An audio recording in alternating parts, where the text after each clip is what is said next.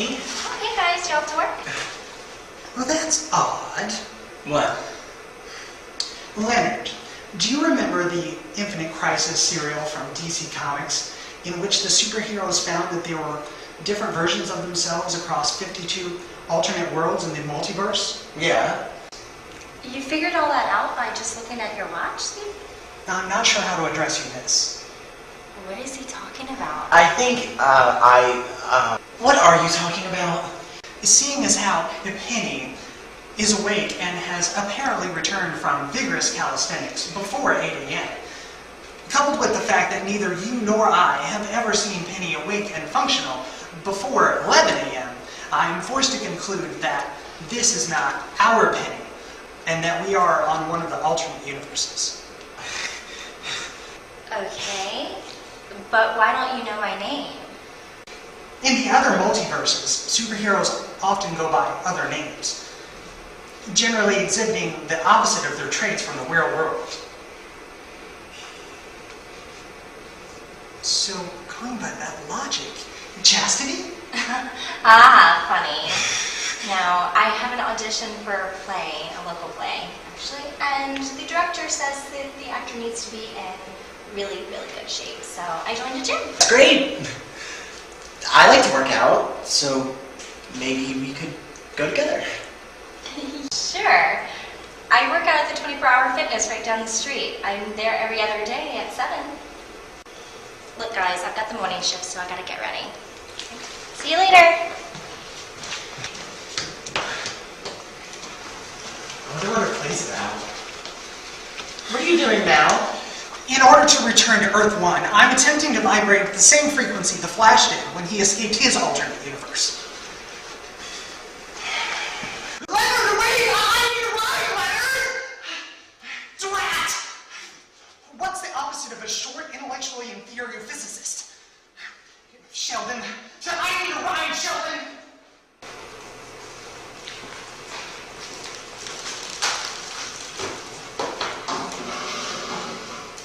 Hey. So, have you guys heard? Heard what? The university's having a bone marrow drive again. And word around the corridors is the chancellor's daughter's aunt is in need of some slushy redness. Okay, so what's the big deal? They're offering to waive the parking fees for a whole year for anyone who donates. Yeah, I fail to see what all the hubbub is about. Especially for you. I can't imagine your scooter takes up an entire parking spot. It's a moped, and it does need an entire parking spot. Last semester, I parked underneath the tree next to the handicap spot. That is until I kept finding dog urine all over my footrests. Wait, was this before or after you messed up the waste extraction unit and caused the excrement to shoot all over the International Space Station? You know, I think it happened right after that. I got news for you, dude. That wasn't dog urine. I saw some of the guys from the Jet Propulsion Lab whizzing on it during the break. Okay. So everyone's in, I guess. When is it? When you say everyone, you forgot to exclude me. Where are you going? Well, skipping over the fact that cataloging and storing my DNA is a bad idea for humanity, I think the reason should be obvious even for the three of you. What's obvious? I don't drive. But you ride Leonard's car every day. I fail to see your point. So shouldn't you pay for half of the parking fees? That's preposterous. Using that logic, Chewbacca should have had to pay Han for riding in the Millennium Falcon. Well, he should have. Big Harry probably wrecked the whole power-to-weight ratio. You're going. We'll see about that.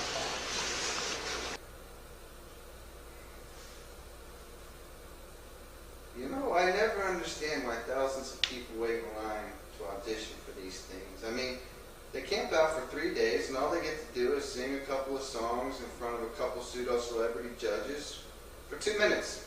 I mean, it seems like a big waste of time to me. Didn't you camp outside of the theater for a week when the new Tomb Raider came out? That's different. That was a 2-hour movie. Besides, I lasted a lot longer than 2 minutes. You guys know that they have American Idol in India? Yeah, Idol in every country nowadays. My cousin tried out for Indian Idol. Yeah? How did he do? Not bad. He made it to the top 10. Wow, he must be famous. Yeah, hey Raj, why don't you have him introduce you to girls when you're back home? He probably has women throwing themselves at him. I don't think so. You see, Indian Idol is separated by gender until the top 10. Okay. So the announcer brings in the top 10 girls and asks him to perform a duet with one of them. So what's the problem? He's my cousin.